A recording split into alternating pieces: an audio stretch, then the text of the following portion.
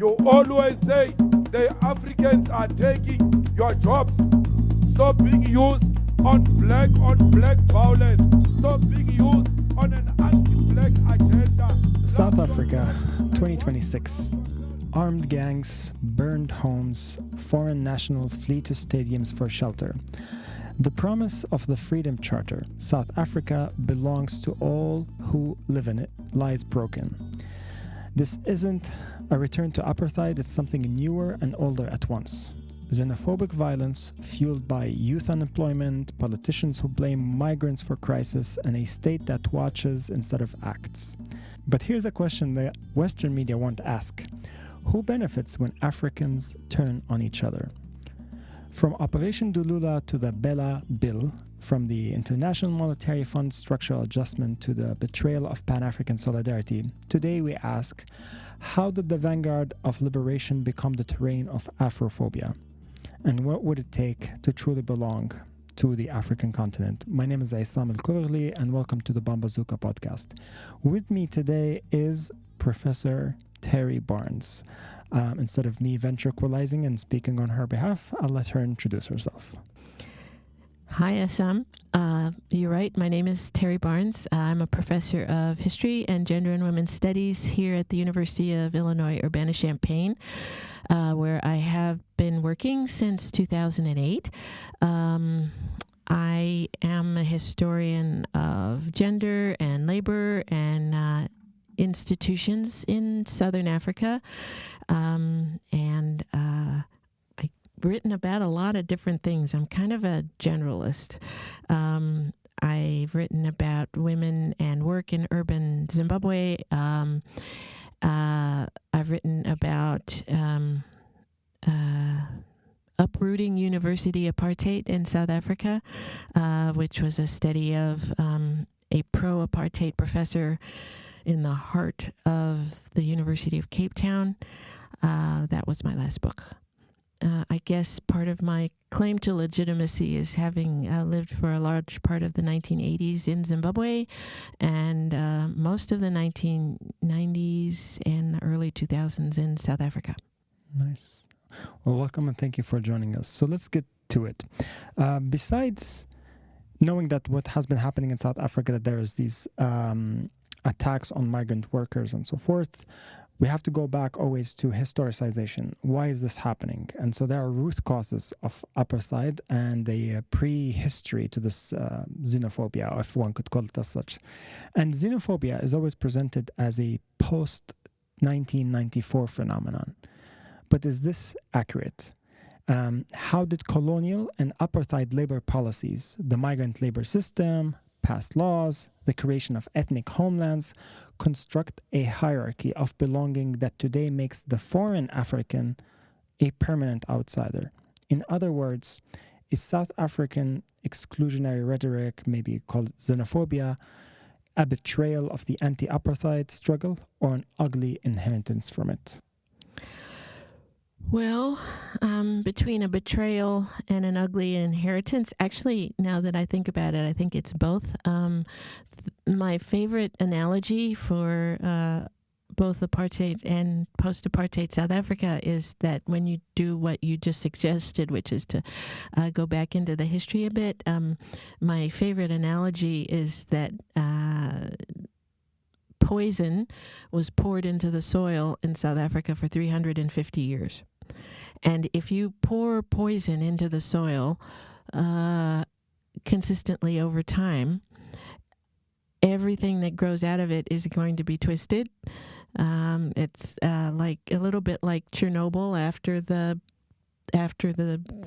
thing exploded. You know, people go back and they say, for 500 years, this land is going to be unusable. The animals are going to have 5 legs. The butterflies are going to have 3 wings. Things are going to be deformed in some way because of that event. And so I kind of think of apartheid South Africa and post-apartheid South Africa in those terms.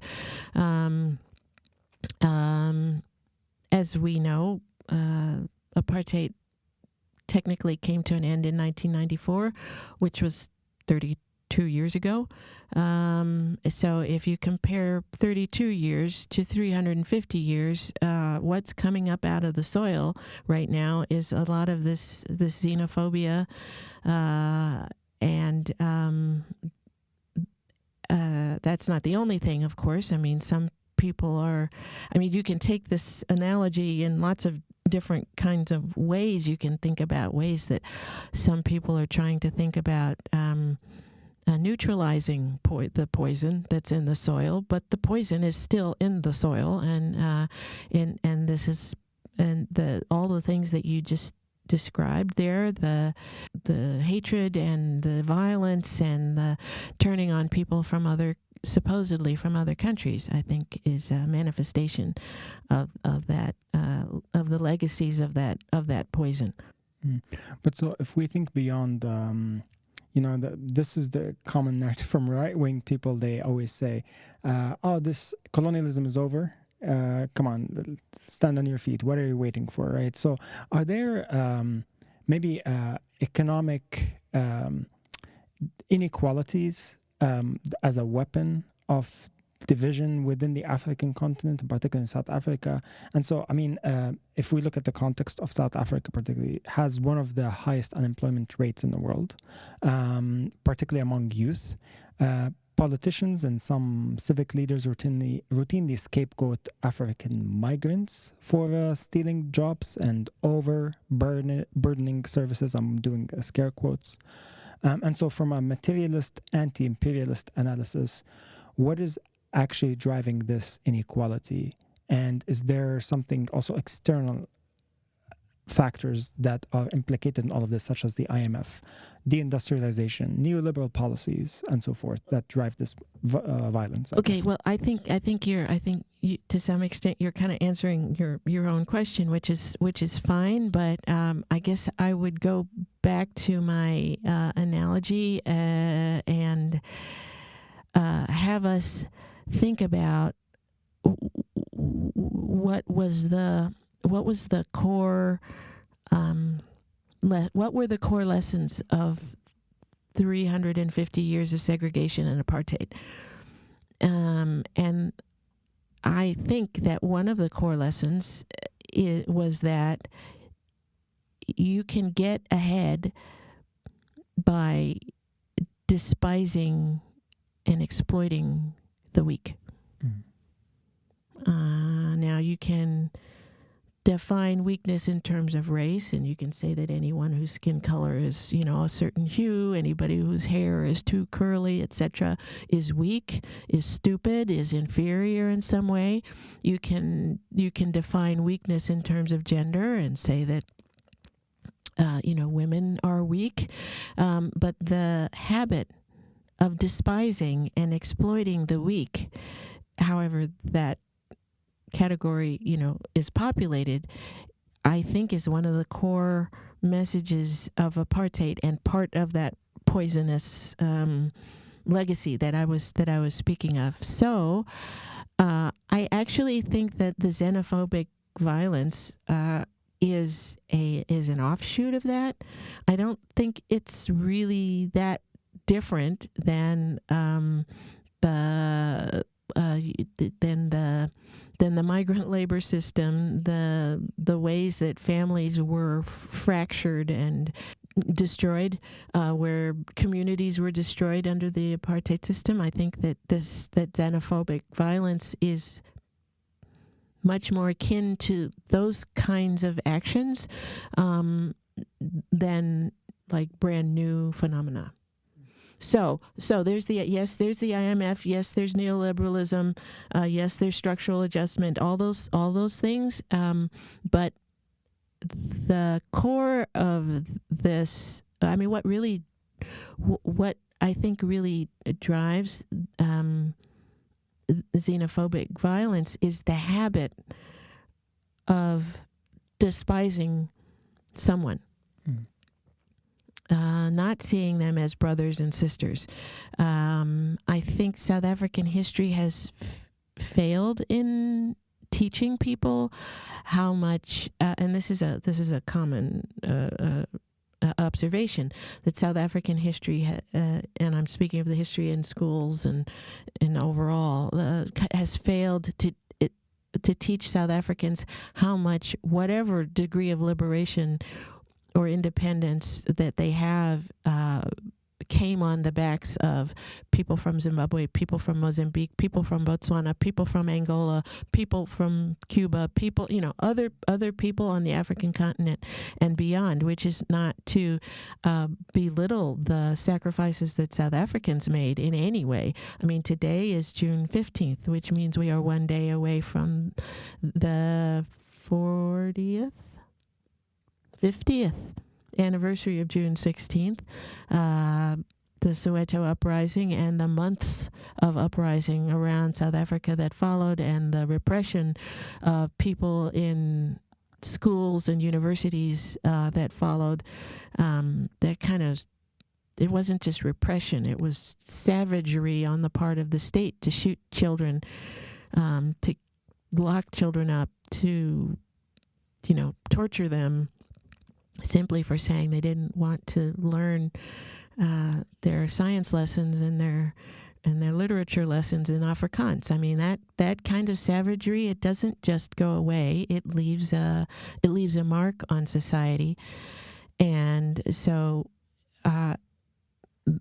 those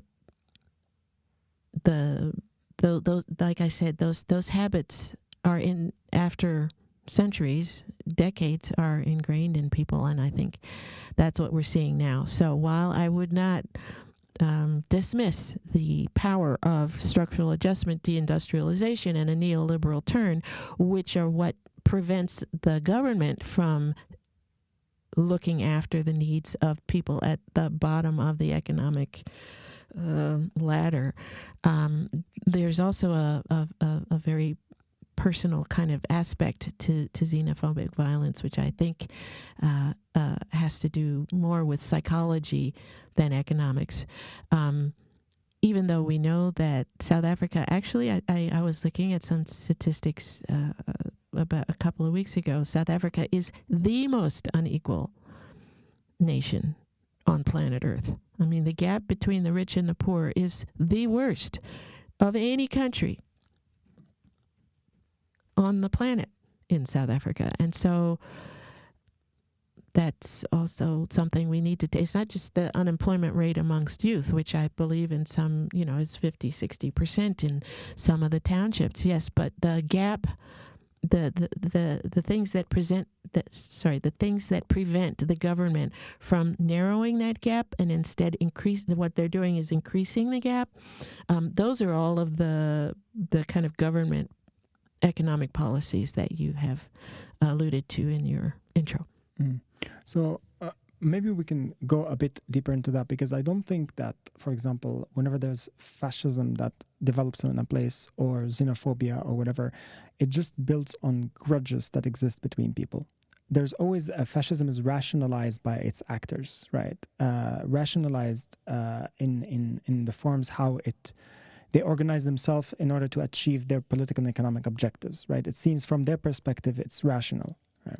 So when it comes to the context of South Africa, how is it that what has been happening in terms of policies is justified by the current government and the governments before it, that it actually exacerbated income inequality, wealth inequality, and has also exacerbated the disenfranchisement of the people, as you said, on the lower, at the bottom part of the economic ladder, which eventually led to this exclusionary rhetoric and action, where Africans are turning against each other and so forth. How would you describe that? I don't think that government policies have led to xenophobia. I think government policies have failed to curb the violence against the weak. I think xenophobia and gender-based violence, which is also incredibly rampant in South Africa, are two sides of the same coin.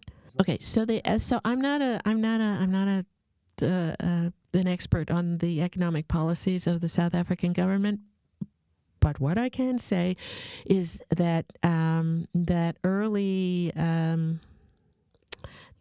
push to actually pay attention to redistribution, as everyone knows, not everyone knows, but I mean, if you read, the last 32 years of South African economic history, that early impetus towards redistribution failed after a good 5 years or so, and then they took this, what you called in your question, the neoliberal turn. And the neoliberal turn means that instead of trying to redistribute the massive resources that we do have here in South Africa, we're going to go back to a trickle-down capitalist turn, and that's supposed to benefit everyone.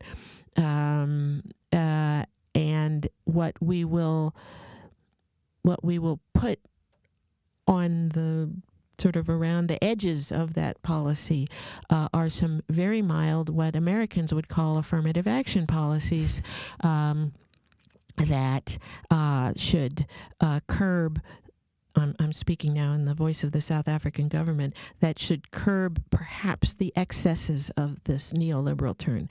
But they haven't curbed the excesses of the neoliberal turn, and that's why South Africa is the most unequal society, anywhere on earth right now, because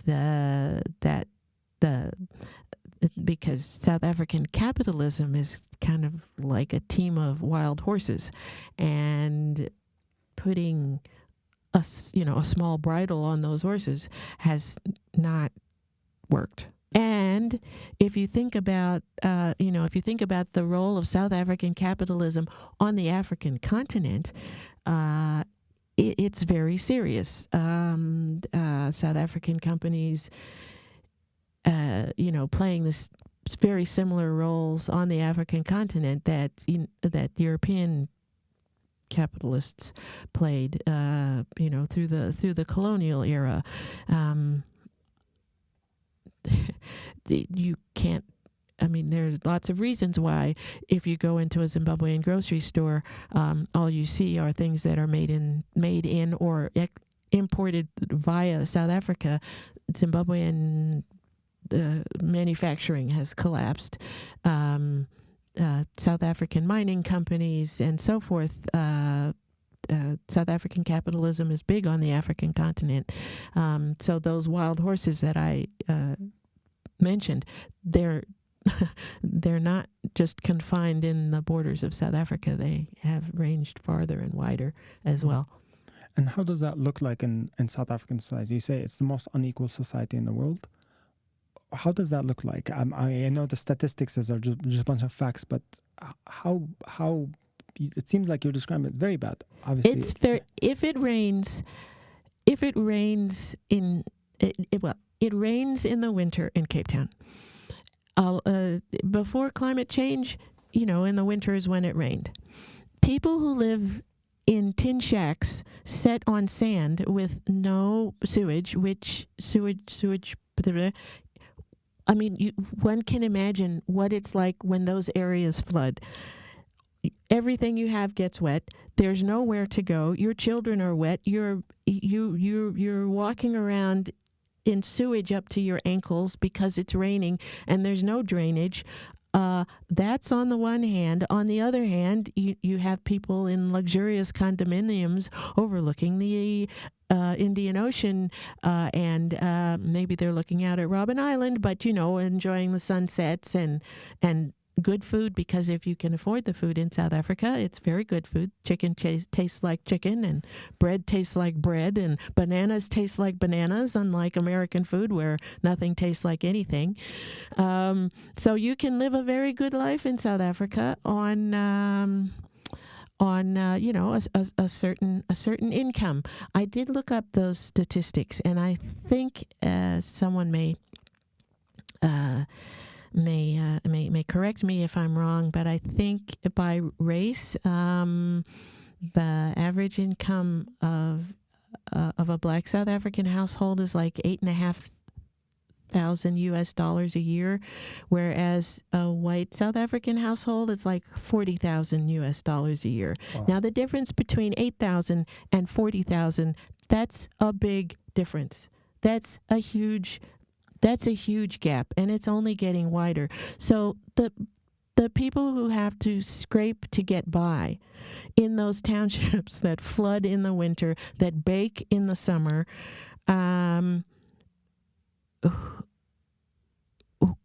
who else are they going to turn on other than people who look weaker and poorer than they themselves might be? I think it's all part of that package.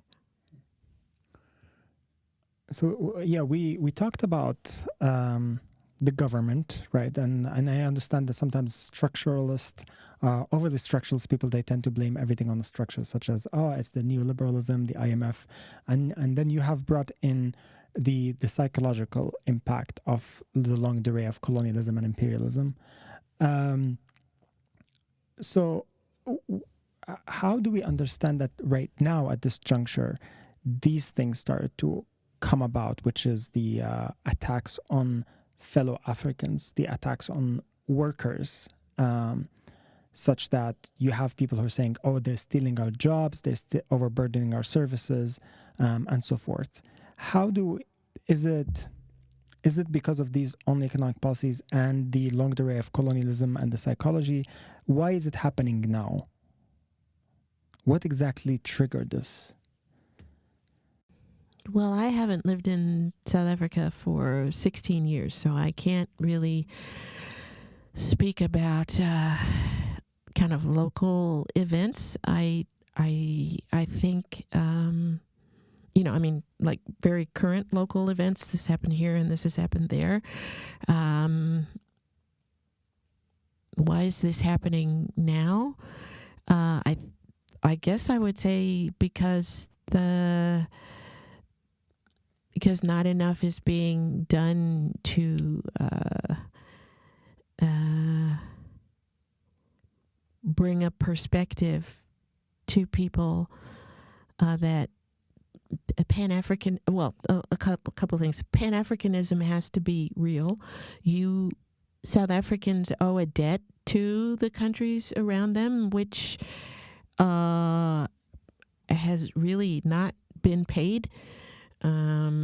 Historically speaking, that debt has not been paid back to the people of Mozambique or Zimbabwe or Botswana or Lesotho or Swaziland. That debt has not been paid. When you were speaking just now, I was remembering a quote that I put on a slide, not as I was talking to a group of people not too long ago, where Steve Biko said, we don't want to kill the white man. We want to kill the idea that one man is superior to another, right? So unless you pay a lot of attention economically, socially, educationally, ecumenically to destroying the idea that one group of people is better than another, this is what happens. It has to be a very broad-based campaign, and it has not been a very broad-based campaign. It's been sprinkled around the edges of neoliberalism, and to some extent, then it hasn't worked. I'm not saying that there aren't really good efforts and really good NGOs and very committed people in South Africa. I don't mean that at all, because I personally loved living in South Africa. I met wonderful people, wonderful organizations, gifted people who understood the power of community and community mobilization in ways that I'm not sure Americans will ever figure out. But anyway, be that as it may, I'm not criticizing all South Africans by any means, but I do think that the government as a whole has not put enough effort into teaching people and finding ways for people to work together productively as opposed to confrontationally. So you've mentioned something related to obviously the legacy of the long legacy of colonialism and imperialism, and we talked about the sprinkles on the side of affirmative action, what has been what people in the US call affirmative action, such that the inequalities try to be rectified supposedly by the government by doing a policy here and there for equality and inclusion. And then so the question is that when you have somebody who, like you said, that there's a debt that is South Africa has yet to pay to all of its neighboring countries, but also Libya as well, for example, far away, Cuba, and so many other countries, Iran after 1979 as well. So all of these countries, they have contributed to ending the apartheid, the formal one that exists in South Africa up until 1994. So after that, there is the process to educate a new civically aware, historically aware, I don't like to use the word citizen because it denotes kind of a citizenship, what passport you hold, but what I mean by it, a person who exists in a political system. Such that right now we see South Africans turning against the people who have historically supported their liberation.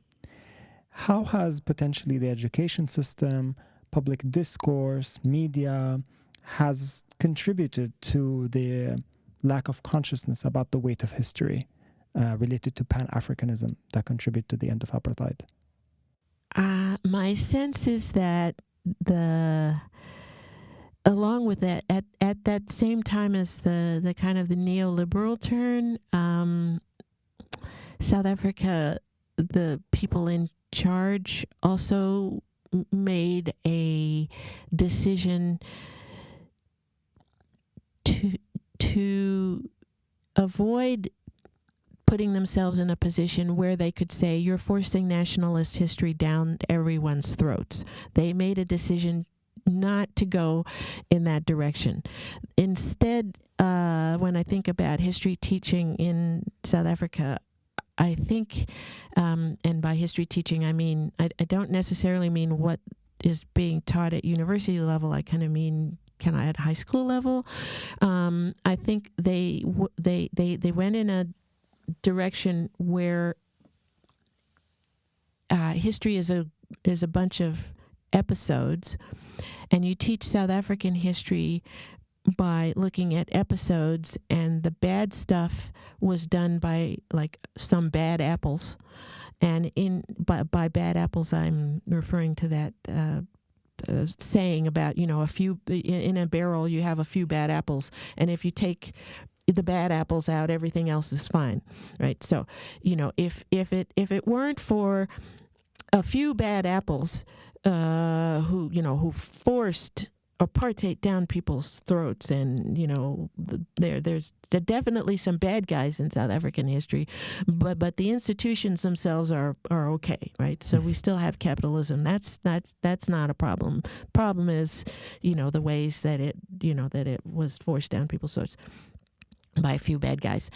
So you can study some bad apple, I'm using air quotes here, some bad apple episodes, and then you'll understand South African history. But it seems to me that like there was never instituted a way to get people to feel what it's like to live, to be like a mother who's a domestic worker, who's not allowed to visit her children, whose children are not allowed to visit her, whose husband, or at least the father of her children, lives on the other side of the country, who doesn't earn enough money to keep her own children in school, clothed and fed, and who is living apart from her own family. So her mother and father and grandmother and grandfather.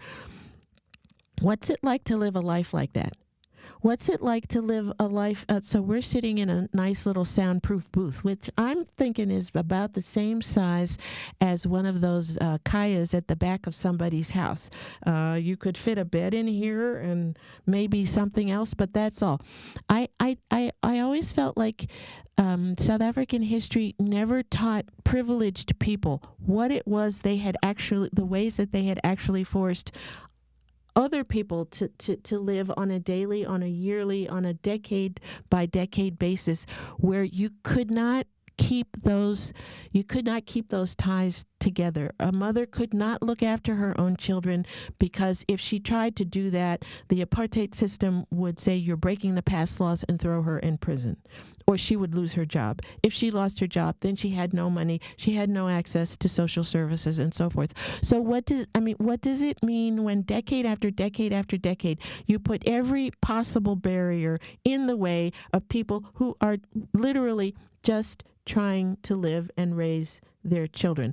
It seems to me that South African history missed a huge opportunity somehow to teach history in a much more personal way, so that people would know what that felt like. They would know what that felt like, or they would have a sense of the scale of the destruction that was wrought on communities and families, again, by either 350 years, or you could just say 50 years of apartheid, 50 years of being prevented from doing the most basic human things with the people that matter the most to you. And I think just teaching the political history of the South African War, leading to Union, leading to the downfall of Jan Smuts, leading to apartheid and Vervoet, and that kind of a chronological event-based view of history really has not gotten the job done. So that's what I think. That's a direction that I think South African history might have gone in. I wish it had gone in that direction. Of course, I'm saying that from the belly of the beast here in the United States, Contradictions. That's okay. Where the worst parts of American history not only have been downplayed but buried deep, and current efforts to revive and to unearth some of that really horrible history of America is now being attacked, and we're being, by we I mean African Americans, are being erased from placards and history books and syllabi as we speak. Right. So I'm not saying that Americans have any high horse here, but I do think that South Africans had a really wonderful opportunity in the 1990s, and there were so many people who could have worked on this kind of effort, who I think got sidelined in a rush for what did they call it? World-class education with standards from Australia and other places, a kind of a more empathy-based historical curriculum never happened. And I think this is, I've looked at textbooks of many countries. They tend to have similar narratives of the ones that you described. They do the grand scheme. They would put for example, in Libya, we had concentration camps, and there's a very long history of how the concentration camps established by the Italians in Libya were exported to Europe, and then Europe really spread that with the Holocaust and everything. But then when we talk about them in the textbooks, they say this was the number of people inside. A lot of them died because of illness. And then this is how it ended, and it ended this year. So you have factoids, right? The students learned facts about the place, but not the actual processes of how did actually people survive. Some people get empathy. So in the South African case, you could still ask people about women and children in the concentration camps of the South African War, white women and white children in the concentration camps of the South African War, which ended in 1902, and people will still express bitterness about that. So some people get to have that kind of connection to previous oppression, but that's because those people they're white. There's, they are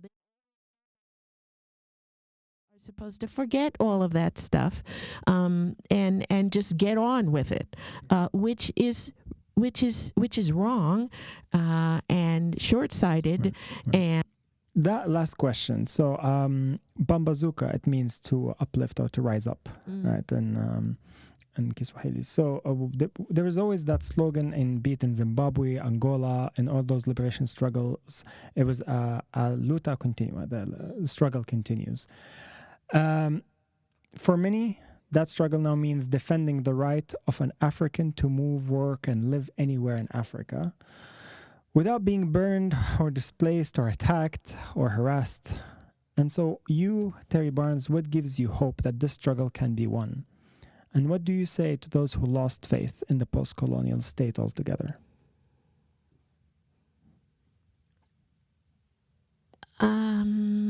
Defending the right of an African to move, work, and live anywhere on the African continent. Beyond this European, think about it, when people say, oh, why don't we become like the European Union? I'm like, no, it's they had their own trajectory, they have their own security apparatus, they have intelligence advantage over South, the global South, and so they would like the global South to remove its borders, but only to infiltrate it and cause more divisions. As they have been doing with Mali, Burkina Faso, as they are doing with Libya, and so forth. They love the balkanization process. So, but more how to be thinking of integration of Africans together. North, south, east, west, central, everything, such that there's more harmony and more awareness of who are our adversaries and who are our friends. Because Africa is in a world system dominated by U.S. imperialism, and we exist in that. So what messages of hope of Pambazuka? Well, the only phrase that occurs to me as you ask me that very large question is "workers of the world unite." I'm not. I think that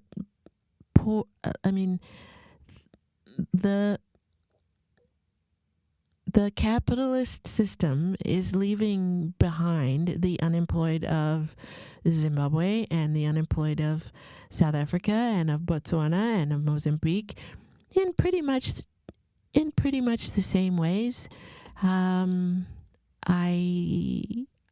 not sure I have the elites of the continent have a great deal invested in those borders and those divisions that you just described. They know how to make money through international trade and imports and exports and all of that stuff. So I'm thinking that you asked me what hope is there.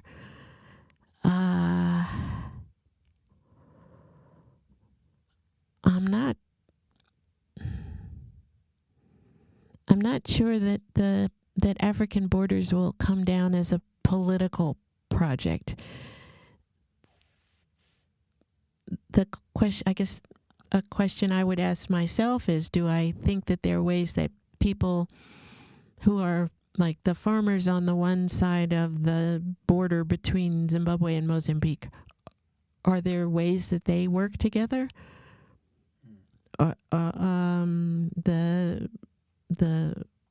Are there ways that they do that, or do they just turn inward?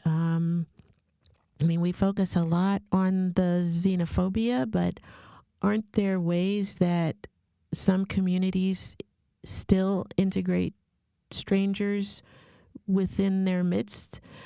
Maybe, I don't know if I dare say welcome strangers, but aren't there ways that communities are heterogeneous. Is that the word I want? I don't want to say the D word, which is diverse, because that has so many now American connotations. But aren't there still manifestations of that true African spirit of generosity and understanding? Don't those things still exist somewhere? And I guess I don't have a lot of faith in the governments of African countries to declare themselves anachronistic and as barriers to progress. They have no incentive to do so. But I just have this feeling that aside from the kind of anger that we see in a place like South Africa, which I have, done my best to explain, I think I would put my faith in regular, ordinary people to be inclusive in ways that maybe is difficult for us to see. Reminds me of the height of SADC, the Southern African Development Corridor. For that, you need peace. Absolutely. For that, you need peace. For that, you need peace. For people to actually work out ways to reform those capitalist structures together in ways that, half goes to the people on this side and half goes to the people. I mean, you cannot do that in a war-torn situation. And one of the things I will say about the new South Africa is that it's not making war on its neighbors anymore. I mean, maybe economically, that's one thing, but militarily, the South African Defense Force is not blowing up things in Zimbabwe, Mozambique, Angola, Botswana. It's not doing that anymore. So, that's significant. Yes. That's important. Thank you so much for your time. You're welcome. And your insights and education. Maybe we'll have you in the near future as things develop and talk more about history up to the present of South Africa. Okay. Thank you. Do not buy into the anti-African agenda. Africans are hated everywhere. So Wetu cannot afford to hate Africans. Black people are hated everywhere. When you see a black person, see yourself. When you see a black person, say, my brother, my sister, let's work together to build the African continent so that it can compete with the United States of America. It can compete with Europe. You hate Africans. You always say the Africans are taking your jobs. Stop being used on black violence. Stop being used on an anti-black agenda. Love yourself, and once you love yourself, you love another black person. Don't be scared. We are one thing that was divided by colonialists because they were threatened by the unity of Africans. Can you imagine there is an African currency, Barunal currency of Africa? That currency is going to be more powerful than the dollar itself, because that currency will be backed by the minerals of Africa. Today, the pound of Britain is one of the strongest currencies. Why? Backed by gold. But when you go to Britain, there is no